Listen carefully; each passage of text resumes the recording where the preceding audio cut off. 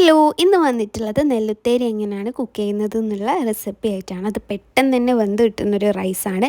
നല്ല ഹെൽത്തി റൈസാണ്. എല്ലാവർക്കും അറിയാമല്ലോ, ബ്രൗൺ റൈസ് അത്രയും നല്ലതാണല്ലോ. അതിനായിട്ട് ഒരു പാത്രത്തിൽ നിറയെ വെള്ളം വെച്ചിട്ടുണ്ട്. അത് നന്നായിട്ടൊന്ന് ചൂടായതിനു ശേഷം ഇതിലേക്ക് നമ്മൾ അരി ഇട്ട് കൊടുക്കുക. നന്നായി കഴുകി വൃത്തിയാക്കി വെച്ചിട്ടുള്ള അരിയാണ് അത് ഇതിലേക്ക് ഇട്ട് കൊടുക്കുക. എന്നിട്ട് ഇത് നന്നായിട്ടൊന്ന് തിളയ്ക്കാൻ വെക്കുക കേട്ടോ.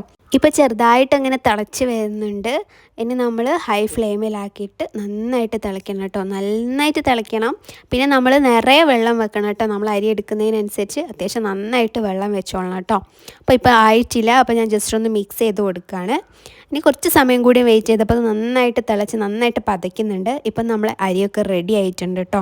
നമ്മൾ അരി വെന്തതിന് ശേഷം ഇതിൽ നന്നായിട്ട് വെള്ളമുണ്ട്. ഇങ്ങനെ വേണം കേട്ടോ.